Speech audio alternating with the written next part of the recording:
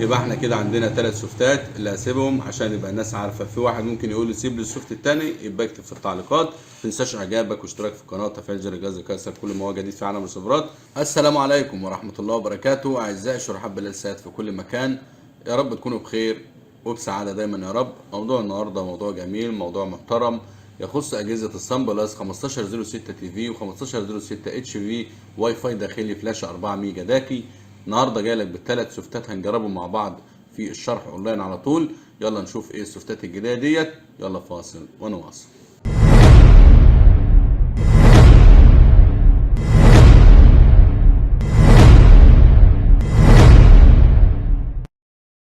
بسم الله الرحمن الرحيم، توكلنا على الله. اول حاجه نصلي على النبي عليه افضل الصلاه والسلام. ثاني حاجه ما تنساش تعمل اعجاب للفيديو، اشتراك للقناه، تفعيل زر الجرس ليصلك كل ما هو جديد في عالم الخبرات. نزلنا سوفت الاجهزه الصن بلس 1506 تي في والاف في والاتش في بدون واي فاي داخلي 4 ميجا داكي، والحمد لله الناس كلها مبسوطه منه. سوفت للشبكات، كل حاجه موجوده في السوفت. يا رب النهارده ان شاء الله نلاقي سوفت من الثلاث سوفتات دول برضو نفس الشكل ونفس الشغل اللي عليه، اللي هو بدون واي فاي داخلي. ان شاء الله يبقى سوفتات مميزه. الجهاز اللي معانا النهارده الرويال 8000 سيلفر، ريسيفر محترم، فلاشه واحده لانه واي فاي داخلي، فلاشه 4 ميجا. بكرر ثاني، فلاشه 4 ميجا، لكن في اجهزه فلاشه 8 ميجا. ده داكي. يلا نوصل الجهاز ونشوف مع بعض السوفتات. بسم الله الرحمن الرحيم، توكلنا على الله. وصلنا الجهاز، وصلنا كل حاجه على السريع كده لان 3 سوفتات، فعايزين نخلص وما نسرعش الفيديو ونسمع الفيديو الاخر عشان نعرف مع بعض ايه احلى سوفت. ممكن واحد يعجبه السوفت ده، ممكن التاني يعجبه السوفت ده، فاحنا عايزين كده ما ايه ان شاء الله باذن الله احاول اسرع في السوفت يعني والخص في السوفت ان شاء الله في الشرح. هنخش على تحديث. كان اخر سوفت عامله على القناه كان 7 ستار، سوفت محترم، سوفت جميل، سوفت جديد، ولكن عايزين نشوف ايه الاحدث وايه الاجدد. طبعا ده بيشغل برضه عشان خاطر النوفا، يعني هيبقى ان شاء الله سوفتات مميزه.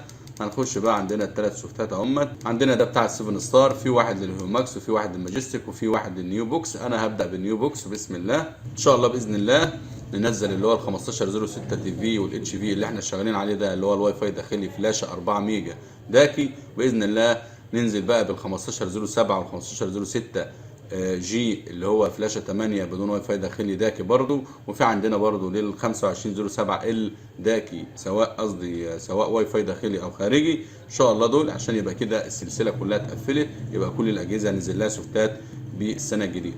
جاي سحب معانا السوفت بسم الله. اجهزه النيو بوكس بقى ديت انا بعزها، الاجهزه دي محترمه جدا، تخلي اللغه حتى بقى. بص خلي بالك بقى من الحته ديت، نزل فيه لغتين بس، فرنسي او انجليزي، يعني مفيش عربي خالص. هنرجع باك، هنخش كده منيو. المنيو كده يعني مش منيو زي اللي كان في بالي، باين عليه جهاز لسه نازل جديد.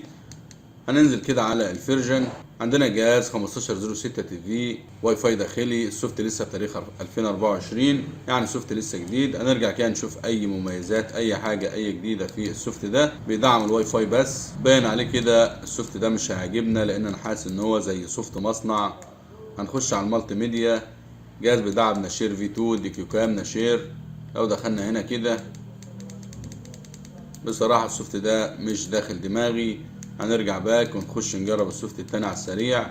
انا بجرب زيكم والله. جربنا النيو بوكس، هنخش على الماجستيك ونعمل اوكي وبسم الله. جاي سحب معانا السوفت تمام. مش عايزين نسرع في الفيديو عشان خاطر تقدر تشوف في سوفت ممكن يكون في حاجه معينه حد تاني عايزها، في حاجه حد تاني عايز حاجه من السوفت ده، انتوا فاهمين قصدي. فعشان كده بنقول ما تسرعش. انا بلخص في الشرح في السوفت ده، في الشرح ده عشان خاطر نوفر على الناس في الوقت. والسوفت يا جماعه انا نزلت السوفتات التمهيديه على التحويل اللي انا لسه منزله من يومين، اللي هو بتاع السان بلس 1506 تي في والاف في والاتش في. نزلنا فيه السوفتات التمهيديه عشان في ناس كتير اتشكت، وزي ما قلنا ادي للجهاز سوفت تمهيدي وبعد كده ادي له التحويل اللي احنا منزلينه. جهاز سحب معانا السوفت، نصبر بقى كده لحد ما الجهاز يفتح معانا. ده التحويل الثاني، وفي ان شاء الله تحويلين لل 1507 جي وال 1506 جي داكي فلاشه 8 ميجا. تحويلين باذن الله هننزل بيهم برضو مره واحده.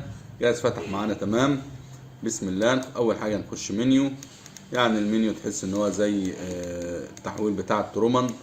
هنخش هنا على المالتي ميديا وهنضغط 1506.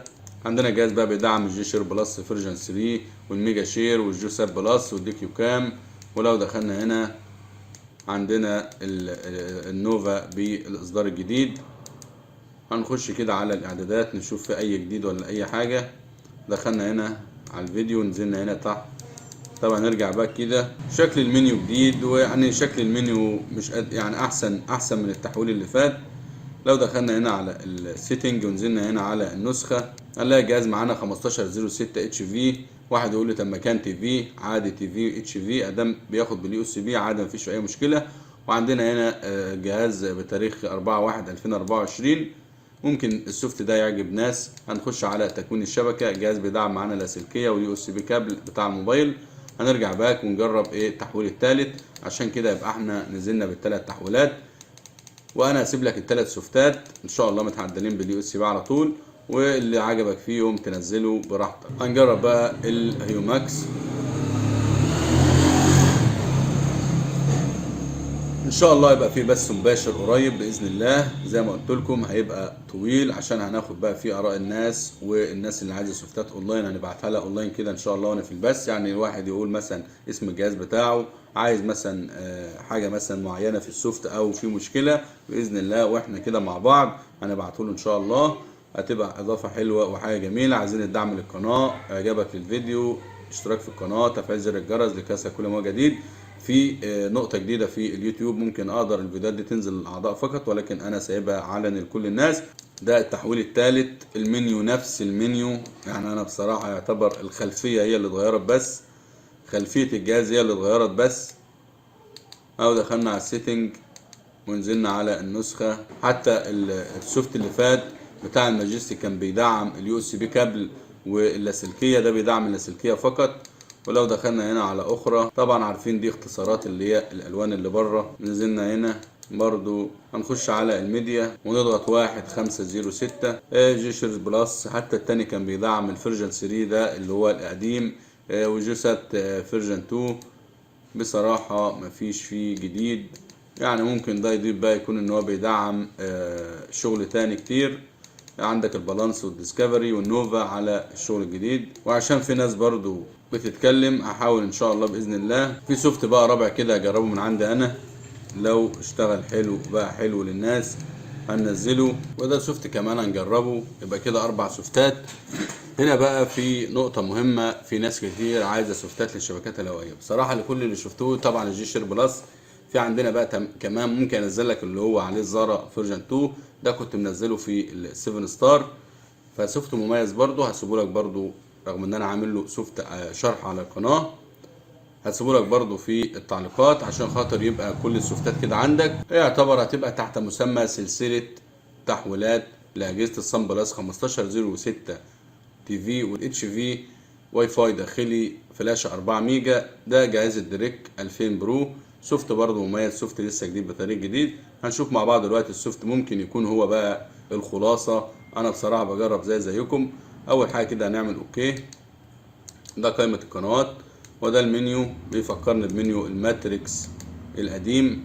هنخش هنا، طبعا انتوا عارفين اختيار الواي فاي ده لو عملناها الاختيار التاني هيفصل الواي فاي ده لو انت هتركب فلاش خارجية. لو دخلنا على الاي في زي ما حضراتكم شايفين، هنرجع باك هنخش على النسخة. الجهاز عندنا 1506 اتش في بتاريخ 23/11/2023، يعني السوفت مش قديم برضو. هنخش هنا على تكوين الشبكة. بيدعم معانا الواي فاي فقط لا غير. في سوفت كنا نزلناه من شوية كان بيدعم معانا كذا حاجة، كان بيدعم معانا اليو اس بي كابل والواي فاي. لو دخلنا هنا كده هتلاقي بقى ايوه كده، ده بقى سوفت محترم. ده سوفت محترم ليه بقى؟ لسه بنتكلم اهوت. ده بقى سوفت جديد ومحترم. عندنا بقى الزارا برو، اكسبريس برو، جي شير بلس، النوفا اي بي، الاكتيف اكس، الديكيو كام، عندك الباتش. ولو دخلنا هنا كده اوكي، هتلاقي برضو الجهاز برضو بيدعم معانا برضو النوفا والشوت. حاجة محترمة بجد. هيبقى ده الخلاصة. وبصراحة انا السوفت ده اللي عجبني بصراحة، من وجهة نظري انا السوفت ده كامل متكامل في كل حاجة بصراحة. ما بيدعمش معانا تكبير الإشارة. بصراحة هو السوفت ده المميز من وجهة نظري، لأنه في بيدعم الشبكات وبيدعم كل حاجة زي ما حضراتكم شايفين. يبقى كده سيبوا لنا برضو في التعليقات. أنا هسيب لكم برضو السوفت ده طبعا كان في سوفت نزلناه بتاع الماجستيك، والسوفت التاني اللي هو الهيوماكس، الاتنين شكل بعض مفيش فيهم اختلاف خالص. يبقى هنسيب واحد فيهم، هسيب لكم بتاع الماجستيك لانه بيدعم اليو اس بي كابل، وهنسيب السوفت ده كمان. وسوفت ال7 ستار منزلينه على القناه، السوفت اللي هو الشرح اللي قبل اللي فات. وعندنا يبقى السوفت ده يبقى هسيب لكم حوالي عن 3 سوفتات، هسيب لكم الماجستيك والدريك واللي هو والنيو بوكس. طبعا شفناه المنيو مش كويس برضو، مفيش في اي حاجه يعني، ممكن اسيبه برضو. يبقى احنا كده عندنا 3 سوفتات اللي هسيبهم عشان يبقى الناس عارفه. في واحد ممكن يقول لي سيب لي السوفت الثاني، يبقى اكتب في التعليقات. ما تنساش اعجابك واشتراك في القناه وتفعيل زر الجرس لكي كل ما هو جديد في عالم الرسيفرات. وبقينا يبقى وصلنا لنهايه موضوعنا النهارده. كان موضوع مميز، موضوع جميل، كنا شغالين كده مع بعض بنجرب زيكم في الشرح. الحمد لله بعد كذا سوفت ربنا رزقنا باخر سوفت ده، سوفت الدريك، سوفت محترم، سوفت جميل في كل حاجه، في الشبكات، في النوفا بالاصدار الجديد، كل حاجه موجوده، واليوتيوب فيه باحدث اصدار. سوفت مميز، سوفت جميل وسريع في التشغيل وكل حاجه. هسيب لكم زي ما قلت لكم سوفت الماجستيك وسوفت الدريك وسوفت ال7 ستار زي ما قلنا سايبينه في الشرح اللي قبل اللي فات. وعندك سوفت الهيوماكس، هو الاثنين شكل بعض. يا رب تكونوا استمتعتم بالشرح واستفدتوا من شرح النهارده. انتظرونا بقى كده، فاضل لنا لسه معالجين، معالج الصن بلس 1507 جي والمعالج ال 2507 ال داكي، ننزل بسوفتاتهم وكده يبقى احنا 100% عملنا الاربع معالجات 1506 تي في والاتش في والاف في.